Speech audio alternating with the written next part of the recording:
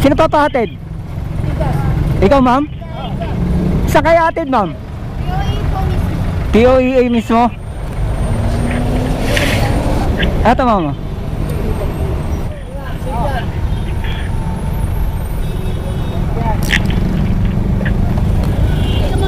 Ha? Sticker. Oh. Bago sticker. Masukin. Oh. Uy. Lalarga na ako, malilate na si ma'am eh. Anong oras ba pasok mo, ma'am? Ay, hindi po. Magre-recruit ang OWA. OWA? Okay. Domestic worker? Apo, magre-reklamo ako Ay. dun eh. Ay, Anong oras ba schedule mo sa OWA? wala nga schedule po, hindi ako makapag-schedule eh. Ano? Hindi gumagana yung page nila. So, pupunta ako dun. Late ka na ba? Hindi naman po. Kaya lang baka marami ng tao dun eh. Magkano binabayad mo? Hindi po. Hindi, sa motor. Asa mo ka rin, hindi po ako. Nag-jeep lang ako para makatipid. Ay, bakit nagmotor ka ngayon? Sabi nila libre. Sabi nila libre. Oo, totoo, libre. Vlogger ka daw. Ma'am, nag-aatid kasi ako ng libre. Yung mga malilate na... Late ka na ba? Hindi ko sure kung marami ng tao eh. Sige ma'am, agapan natin. Anong page niyo, kuya? Eto ma'am. Para maano na rin yun. Bayad ko na. Eto po ma'am. Sakay. Yun ang babayad mo. Pupunta ka ng POEA para magreklamo? Sa OWA po. May OWA po ata dun eh. Dun kasi lumabas dun sa Google. Bakit? Ano ba atraso ko sa'yo? Hindi, ate ko po, papawain ko na. Okay. Akala ko ipapatulpo mo ako eh. Ay, pwede rin. Pwede rin ha? Sarap. Pwede rin pagka naningil ako, ano? Ha? Pwede rin kapag hindi ko tinupad yung libreng sakay. Ko lang. Bakit ano bang nangyari sa ate mo? Ba't pauuwiin mo na? Kinukulong ko kasi siya dun sa accusation. Anong bansa siya? Riyadh. Riyadh, Saudi Arabia? Kumbaga binalik siya na amo niya dun sa accommodation. Hindi daw siya satisfied sa ng ato ko. Hindi siya satisfied sa performance? Opo, ang performance naman niya, di ba po, di naman sila nagkakanin. Bihira lang sa kanila magkanin. Puro tinapay lang po ang kinakain nun. Tapos po, lagi yung amo niya, lagi daw nandun sa nanay niya. So, umuwi daw po sila launa na madaling araw, tapos gigising po siya ng alas 4. Di pa po kayo satisfied? Di ba ka na yung timbang niya? Hindi naman siya Sinasaktan? yung inaabuso. Hindi naman daw.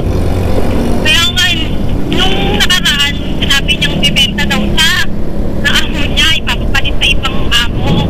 Yun yung sabi sa kanya po, 4 days na po ngayon, wala pa rin daw po yung sa kanya, magkukuha ng bagong amo. Hindi po nasasakontrata po yun.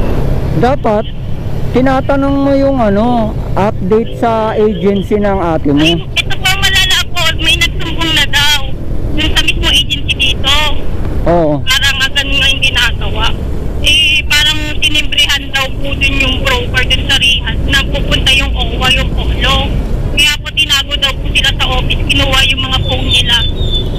Kaya delikado talaga, swertihan lang po talaga yung mga ganyan.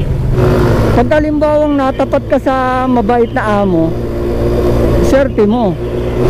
Mabait nung nandito pa siya. Tinatanong ko ano kailangan niya, ganyan. Nagpadala po. Tapos nung sumweldo na siya, late pa yung sahod niya. Tapos yung sinabing parang tulong sa kanya, binawas sa sahod niya. Dito, yung agency paksak na agad Yun lang ang mahirap doon kasi dapat doon ang una mong hihinga ng tulong yung agency. Yan ang unang dapat na tutulong sa'yo kapag nasa alanganin kang sitwasyon. Hindi rin daw maayos sa agency niya ngayon. Nung 3 days pa nga lang, kinakabahan na ako Yung sinabi niya bebenta siya, hindi siya nag-chat-chat Ibebenta yung ate mo? Oo, sabi. Ano yun? Ay, ayun nga eh, exchange ng amo. Ibebenta, ano yan? Laruan? Kaya nga eh, paninda. Kaya ikaw, huwag ka na mag-DH. Ay, hindi po magdi-DH, mag-ano ako. Sa Taiwan na to. Taiwan? Ayun, pag Taiwan, karamihan dyan factory. Pero yung sabihin mong makikisama ka sa mga amo, Yun, ayoko. mahirap yung ganun. Kasi hindi mo alam kung anong ugali nung matatapat sa'yo na employer eh. Traffic pala dito. Hindi, mas traffic dun sa kabila. Ah? Yun sa kabila, sa may Medical City. Mas traffic dun. Kaya dito tayo dumaan kasi Ano, biglang liko ka. biglang dito. Nako, masama yun. Matutulpo tayo dun. Oo nga. Pag di pa nga na ano eh, pag hindi na actionan agad. Sana kasi ma-actionan agad eh. Kaya alam, expect ko na hindi. Pero sana talaga. Ay, pupunta ako tulpo. Pupunta ka kay Tulpo. Oo. Mahirap na oras kalaban namin dun. Oo, totoo yun. Oras kalaban ng ano, pamilya niya kasi hindi mo alam kung ano na nangyari sa kanya. Kaya nga po eh. Saka hindi lang daw siya nakakulong dun eh. Anim sila. Yung isang buwan na nandun. Kita pa mukha ko dyan sa camera mo? Gusto mo ma'am, yung likod na lang natin pakita sa'yo eh. Talikod ka ma'am. Talikod na to. Ayan, traffic kasi dun eh oh. Oo, dyan ako nagtatagal eh. Diba, diyan ka nagtatagal. Pagka diyan ka dumaan sa Medical City, nako, anong oras ka na makakarating dito sa ano, sa POEA? Ilan na followers mo kuya? Yung YouTube ko magwa 100,000 pa lang eh. Wow. Kapalo kita mamaya. Yung Facebook magwa 1 million. Wow. Ay, maganda sikat na. Kasi ano pa lang yun eh, 800,000. Malapit na. Konting kembot lang. Ito yun di ba, POEA? Apo. E di U-turn tayo ron ano? Nagulat ako, sabi ni kuya, bagay yan, libre yun. Libre yan, kuya. Ah, sabi sa'yo ng kasama ko? Opo. Hindi, libre lang talaga ma'am. Kasi naghahatid ako ng ano, libre. Yun ang vlog ko eh. Ito, U-turn tayo dito. Ito, POEA na to. Opo. Okay ka na rito? Apa.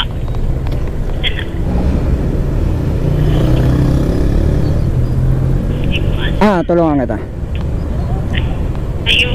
Oh, ayan. Okay na ma'am. You're welcome ma'am, you're welcome. Umabot ka ba sa oras? Umabot ka ba sa oras? Paano mo nasabi wala ka namang relo? Ah, sa cellphone. Ah, sige. You're welcome.